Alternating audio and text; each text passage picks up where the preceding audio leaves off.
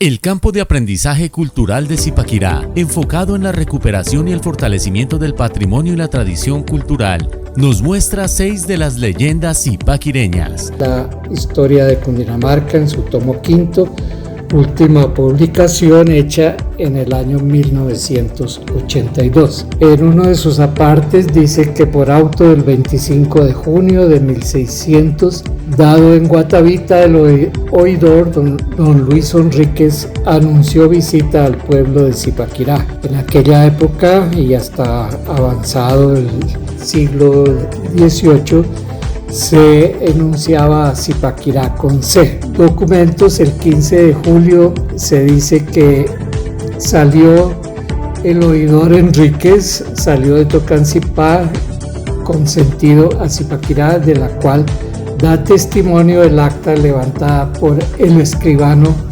Zapata, que a la letra dice: a los 15 días del mes de julio de 1600, el licenciado don Luis Enrique por ante mí y el escribano visita y acompañado de varios oficiales partió al pueblo y repartimiento de Tocancipá.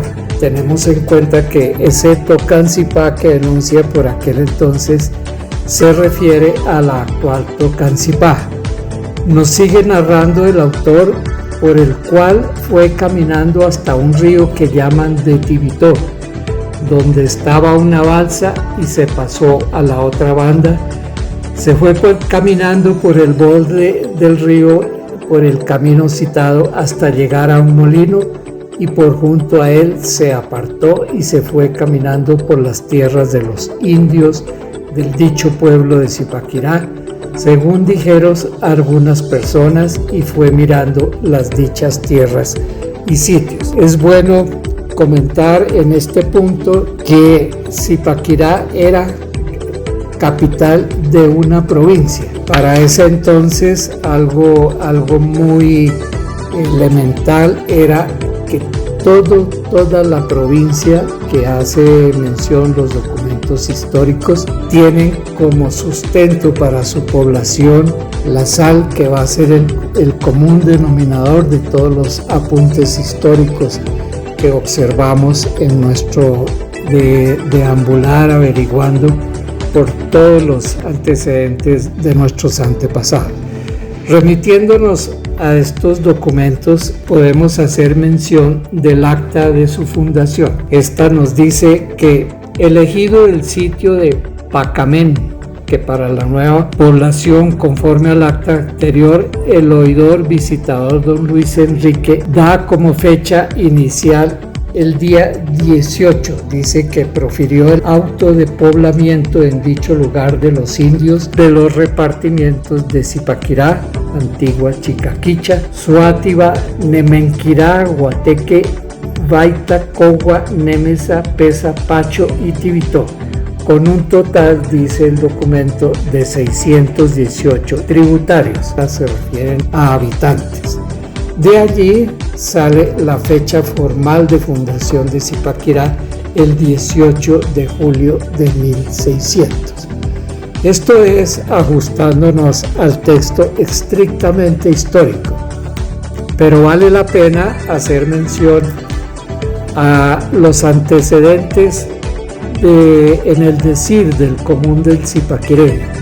Me quiero referir en este momento a que de oídas el verdadero origen de Zipaquirá, sin pretender desconocer los textos históricos, data en lo que hoy conocemos como barrio Santiago Pérez, o también nuestro antiguo pueblo viejo, por las conveniencias más que todo topográficas de encontrarnos en una planicie al borde del cerro del Zipa. El pueblo de Zipaquirá se fue trasladando paulatinamente. Es bien establecida la fecha del 18 de julio de 1600, pero este proceso se dio paulatinamente anterior a esos días y se tomó como formalización de este traslado hacia la planicie esta fecha que ya hemos citado.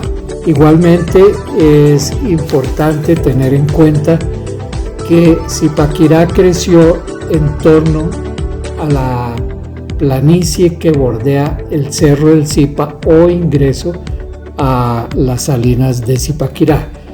De ahí vale la pena también hacer una muy rápida mención a la circunstancia de que donde funciona la actual sede de la Universidad de Cundinamarca, extensión Zipaquirá, es una casa que data de 1816 y cuando analizamos los antecedentes históricos podemos dar fe en el sentido de que está muy bien citado cuando se dice que Zipaquirá creció en torno a esa casona.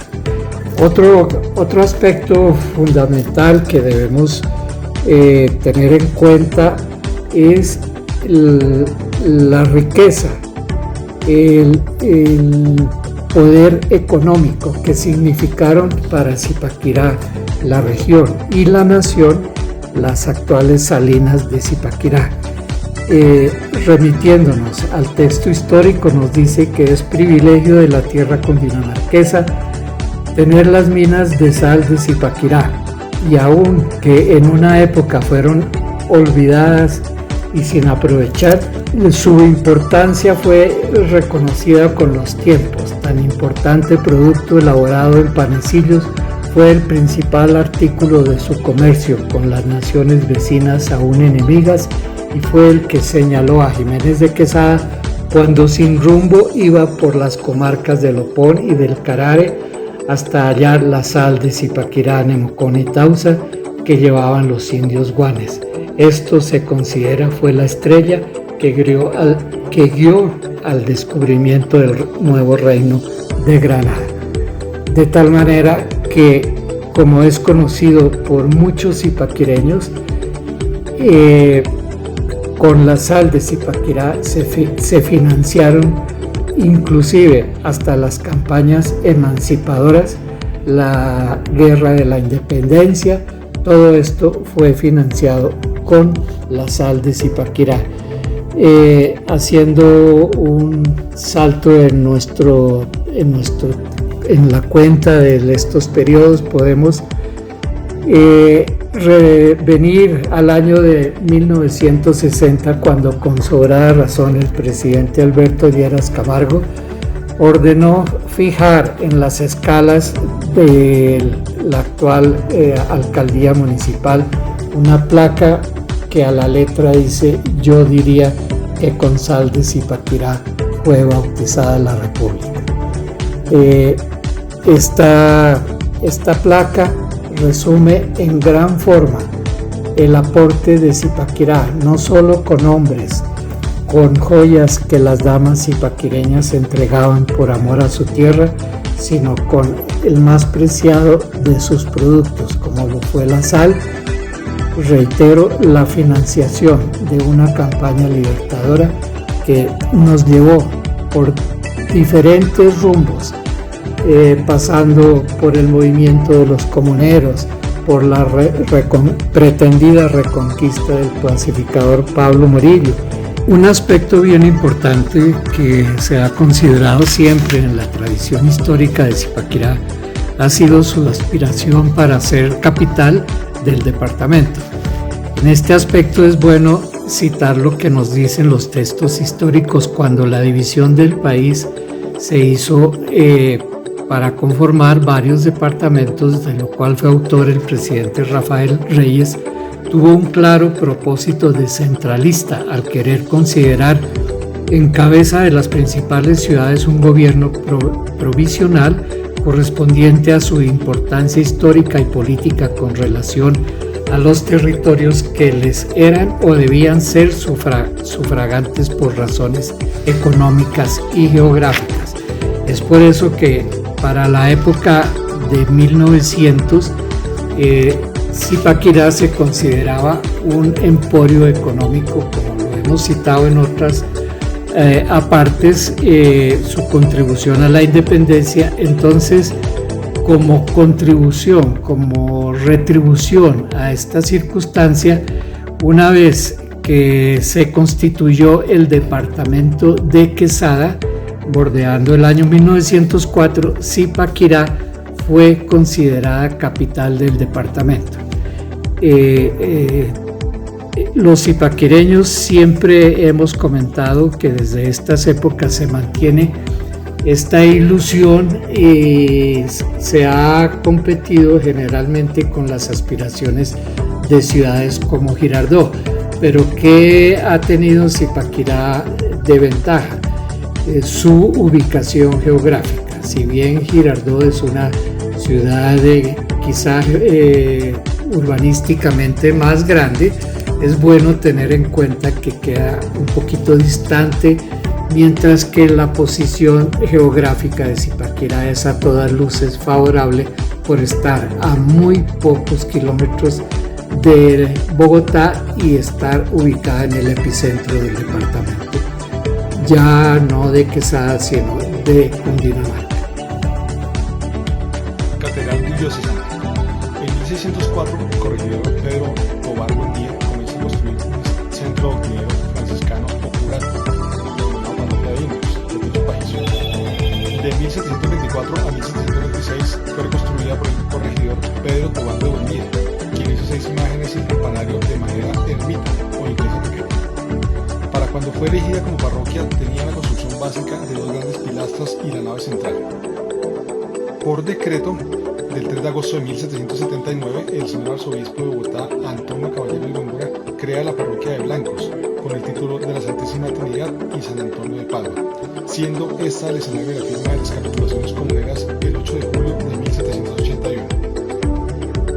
En noviembre de 1805 se comenzó a demoler la obra para dar inicio a la construcción del templo actual, de estilo neoclásico, diseñada por el arquitecto español Fray Domingo de Petrés y decorada interiormente por el pintor José Díaz de Mogal. Este arquitecto fue el diseñador también de las catedrales de Chiquinquirá y de Bogotá. En los años siguientes se obtiene una serie de ayudas y auxilios por parte del gobierno nacional, la renta de las salinas, testamentos, limosnas y donativos particulares que llevan a que en 1840 se construya el atrio con el apoyo del señor Tomás Silva y la ejecución del maestro Santos León, quien fue la primera persona que en 1843, bajo la dirección de Bernardino Tobar, comienza la construcción de 2 torres de 2 cuerpos cada una, 3 estatuas con sus nichos, además de adornar y estucar las columnas. El reloj fue mandado a hacer por el señor José María Coronado, en Londres, Inglaterra, y junto con Eusebio Bernal asumieron su costo y lo donaron a la iglesia en 1873, poniéndolo en funcionamiento el 10 de agosto de este año. La catedral tiene 5 campanas, 4 de ellas se colgaron en 1874 y la quinta en 1900. Fueron bautizadas como las Marías: María Dolores, María de la Luz, María Mercedes, María del Carmen y la más grande María Concepción, que fue agrietada por una bala en las revoluciones del siglo pasado y posteriormente reparada. Con los tropiezos y demás, se concluyó la iglesia 111 años después de iniciar su construcción, en 1916. Fue consagrada el 19 de noviembre de este año por el arzobispo de Bogotá, Bernardo Herrera Restrepo. Cuenta con una capacidad para 400 personas. Sus bancas de madera fueron donadas al templo en 1923 por las señoritas Elisa y Clementina Bernal Morales y hechas por los carpinteros Valerio y Francisco Montañez, quienes también hicieron el púlpito, templete y altar de la Inmaculada. Para el año 1951 se creó la diócesis de Zipaquirá, seleccionando a este templo como la catedral diocesana, y el 1 de mayo del mismo año recibe el título de catedral. El 25 de mayo del mismo año, por decreto de la alcaldía municipal, se celebró la fiesta cívica, con motivo de la orden pontificia del Papa Pío XII, que creó la sede episcopal de Zipaquirá. Y el 15 de agosto, Zipaquirá recibe a su primer obispo, Monseñor Tulio Botero Salazar, convirtiéndose en diócesis antes de que lo fueran Armenia, Pereira, Palmira, Duitama, Bucaramanga y muchas otras más. Ese día, entre vítores, flores y aplausos, a las 8 de la mañana llegó Monseñor Botero Salazar, presidiendo una caravana que entró por Portachuelo.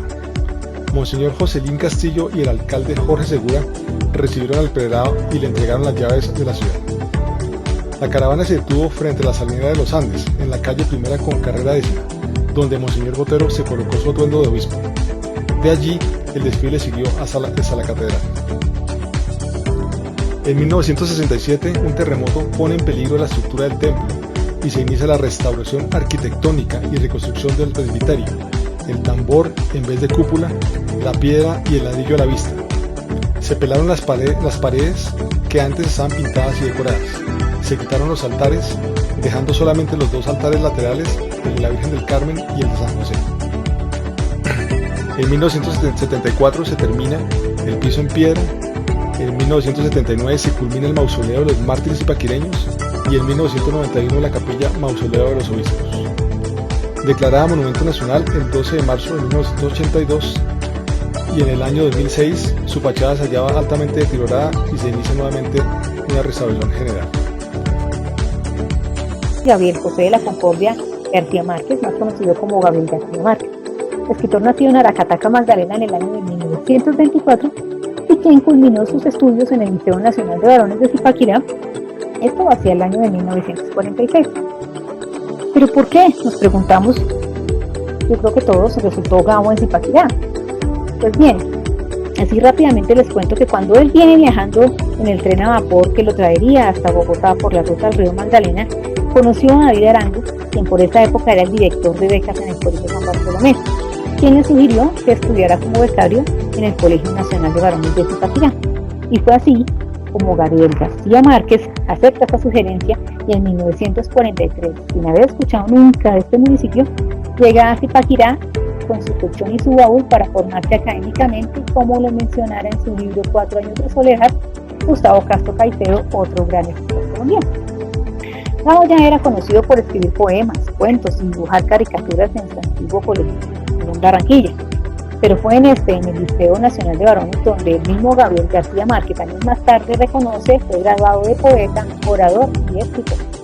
Una vez llega al Liceo Nacional, una casona ubicada en el centro del pueblo donde es hoy el Centro Cultural Casa del Nobel Gabriel García Márquez, a estudiar como interno, es tomado bajo la tutela y conducción de su maestro Carlos Julio Calderón Hermida, quien fuera su profesor de castellano, literatura, gramática y perspectiva literaria, quien ya se había percatado de esa habilidad literaria de Gabo. Entonces lo lleva de la mano para que se apasionara por leer y escribir en prosa durante los 4 años de estudios hasta su graduación. Allí no solamente lo estructuraron como genial escritor, sino que forjaron su disciplina intelectual junto con el rector de la institución de ese entonces, Carlos Martín. Tan agradecido con el profesor Calderón Hermida estuvo Gabo, que le dedicó su libro La hojaresca en 1955 con esta frase: a mi profesor Carlos Julio Calderón Hermida, a quien se le metió esa vaina de que yo fuera escritor. Pero bien, Gabo, a pesar de dedicarse asiduamente a la escritura, también tuvo tiempo para el amor. En esta casona de fachada blanca con barandas y marcos en azul y rojo en su interior, como describe también Castro Caicedo, aparecen las 3 mujeres que marcaron la vida de Gabo en Zipaquirá. Berenice Martínez, quien fuera su primera novia, y abro comillas, con quien pasaba largas horas en Zipaquirá hablando cosas agradables, y me encantaba que las demás niñas me envidiaran porque andaba con él. Pero yo lo vi primero, contó en una entrevista a la misma Berenice. Íbamos a tertulias o a melcochas bailables y charlábamos mucho. Consuelo Quevedo y Virginia Lora, a quien le escribió una carta que tituló A la niña de los ojos azules. Esta historia que les acabo de contar y otras más se conservan en la casona del Nobel, que abre sus puertas para que cualquier persona, cualquier visitante haga un recorrido por los salones y por sus rincones en donde se conserva la huella de Gabo Bachiller, el viaje por el río Magdalena, el tren, sus lecturas y la vida cotidiana en el Liceo Nacional de Varones.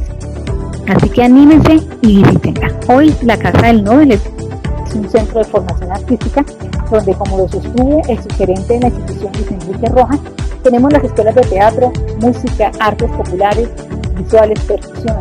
Tenemos 50 formadores y estamos atendiendo a 1.500 estudiantes de los diferentes barrios.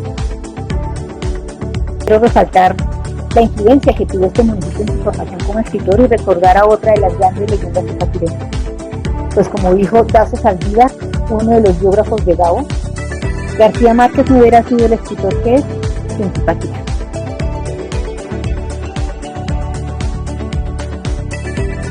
Hablar del Teatro Roberto Mantual es hablar de una de las joyas arquitectónicas y uno de los escenarios más recordados por los zipaquireños. Generaciones enteras crecimos en su interior, realizando todo tipo de acciones y actividades, entre las cuales se encontraban grados, izadas de bandera, obras artísticas, obras de teatro e incluso se llegó a utilizar para la política.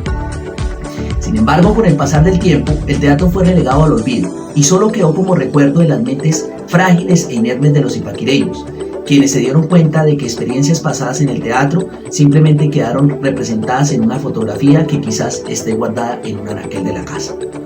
Sus orígenes se remontan al año de 1913, un año antes del inicio de la Primera Guerra Mundial, cuando un conglomerado llamado Teatro S.A. decide realizar la construcción de un escenario para compartir y entretener a las familias zipaquireñas. Para ello dispone de los planos del ingeniero Pedro Cantini.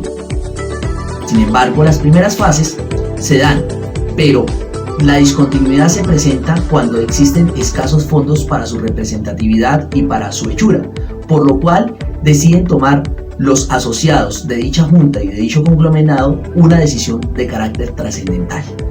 Por 3.000 pesos de la época deciden venderlo, y es cuando en el año de 1925 pasa a ser parte del municipio.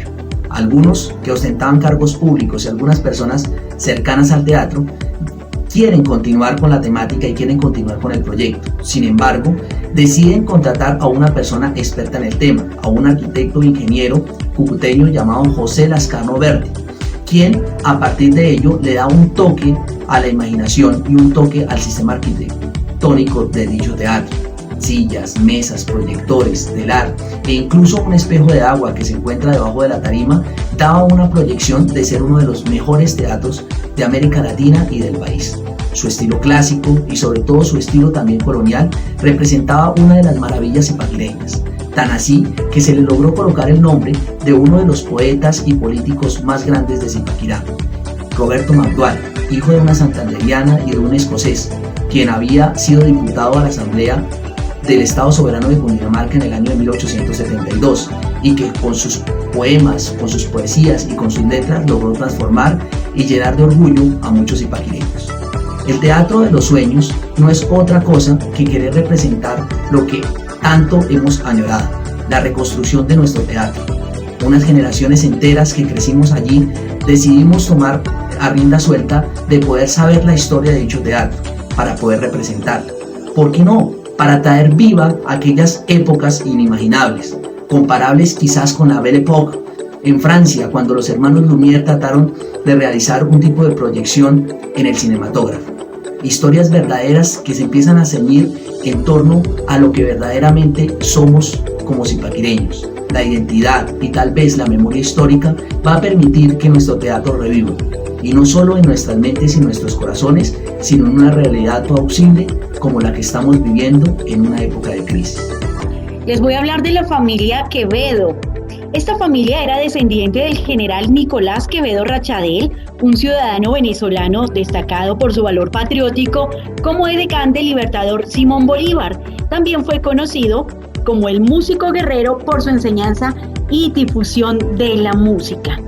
De ellos les cuento que en 1880 llegaron a Zipaquirá don Guillermo Quevedo Arbelo y su esposa Concepción Sornosa y Ronderos a tener como asentamiento de su núcleo familiar una de las tierras más prósperas de la región, ya que esta población era de muchas familias prestantes, venían de la capital, habían comprado predios para construir sus casas tipo colonial con balcones, jardines, patios, caballerizas.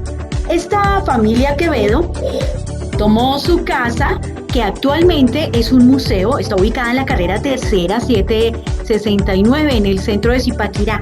Fue construida a mediados del siglo XVIII. Sus paredes son de construcción mixta entre adobe y tapiz y pisada con cubiertas de barro cocido, al igual que sus pisos. Como ya les mencionaba, es de estilo colonial con tendencias sevillanas porque muchas de las familias que se asentaban en Zipaquirá eran de origen español. Estas viviendas tenían 2 patios cerrados con solar y caballeriza, y como anécdota les cuento que la mayor parte del tejado es conservado de manera original a como está en el momento. En esta casa vivió en el año de 1850 la familia McDowall, y allí nació el poeta y dramaturgo Roberto McDowall, y en 1877 esta casa fue comprada por Concepción Quevedo, la mamá del maestro Guillermo, Y en 1880 es cuando esta familia llega a tomar asiento en la ciudad de Zipaquirá. Les cuento también que desde noviembre de 1882, pues se marca un hito en la historia de la música de Zipaquirá, naciendo uno de los más ilustres artistas. Se trata del maestro Guillermo Quevedo Sornosa, lo ven en la imagen. Fue escritor, periodista, educador, dramaturgo, poeta, historiador, pintor, humanista. Fue muy polifacético el maestro Guillermo Quevedo. Él recibió formación de parte de su tía Carolina Quevedo. Fue su primera profesora de música, enseñándole a interpretar melodías en el piano, que fuera del general Francisco de Paula de Santander.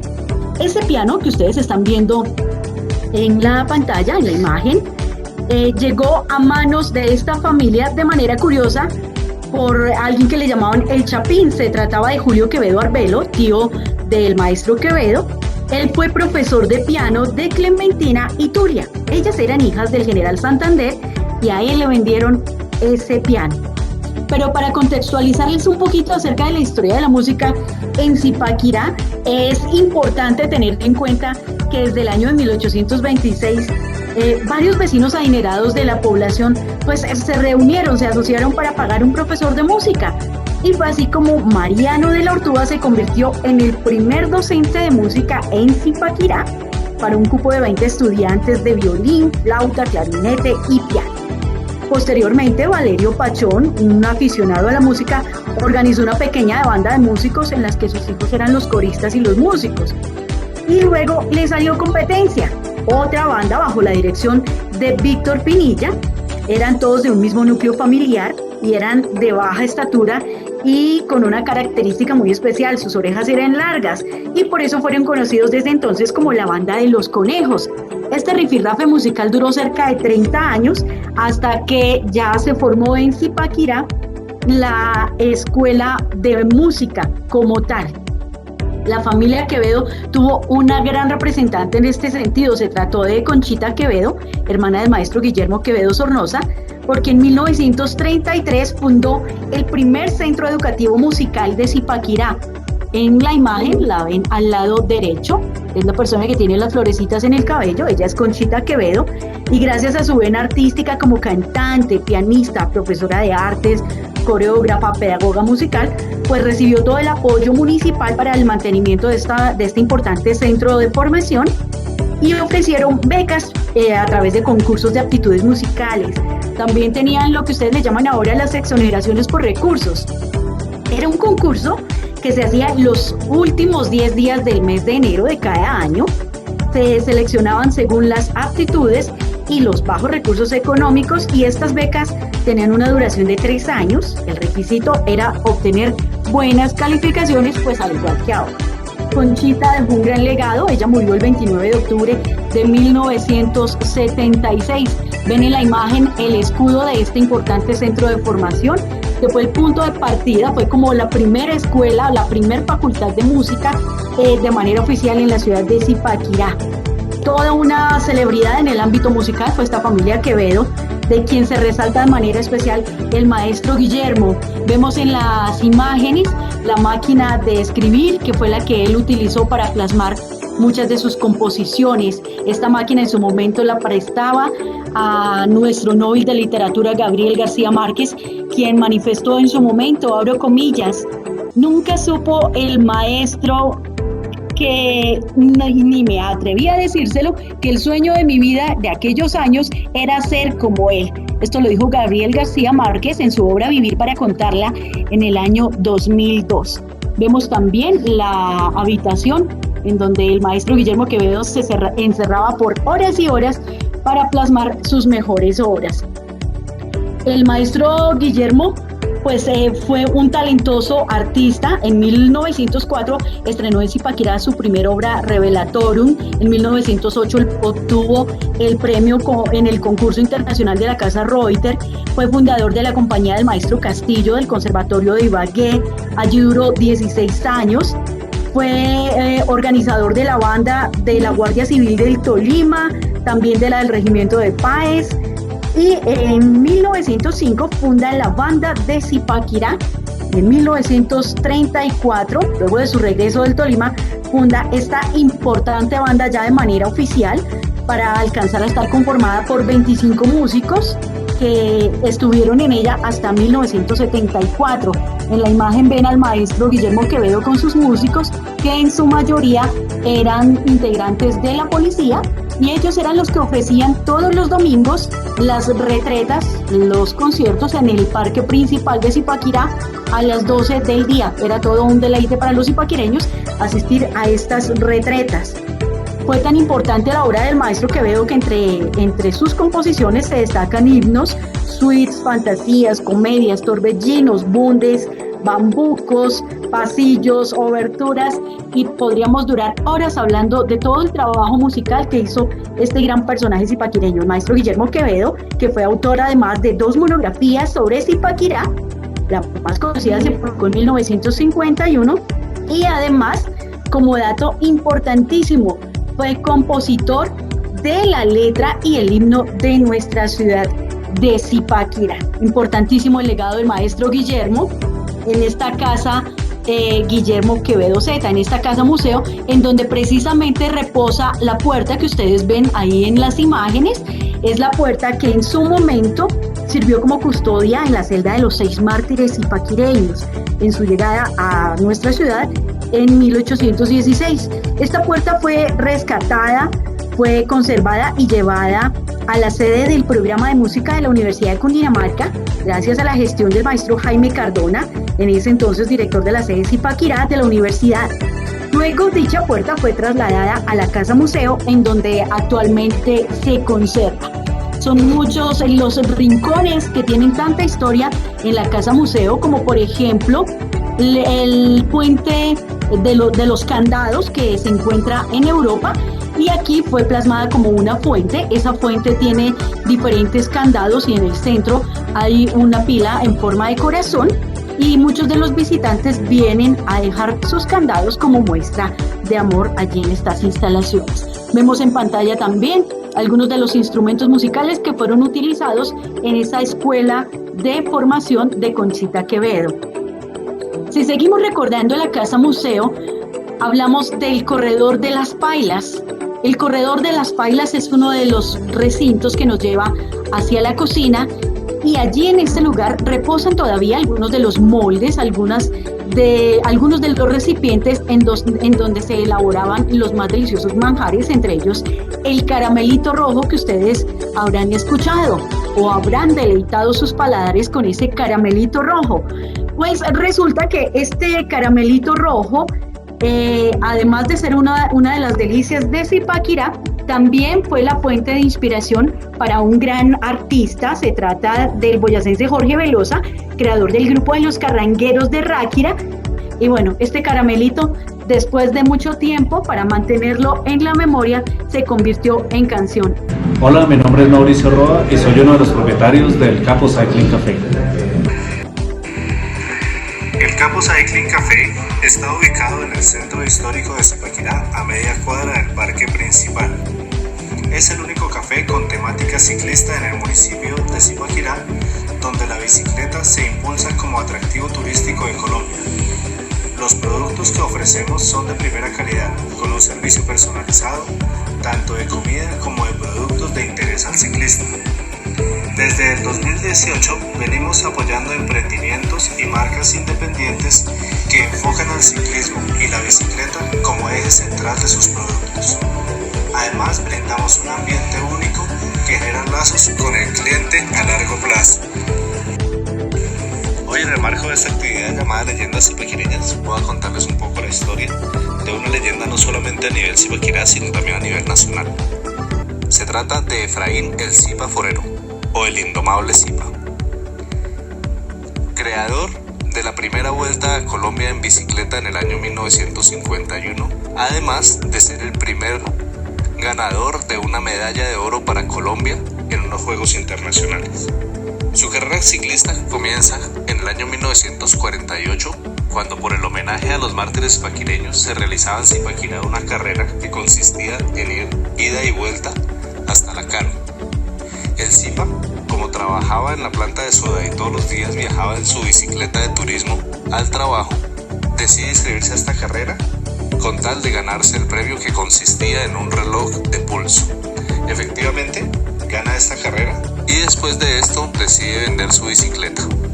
Al año siguiente vuelven a hacer la misma carrera, esta vez iba hasta Chía y él, como había vendido su bicicleta y no había entrenado, no pensaba correrla. Sin embargo, sus competidores, tal vez en ánimo de revancha, deciden animarlo para que la corra. Le prestan una bicicleta y el Zipa vuelve de nuevo a ganarles la carrera.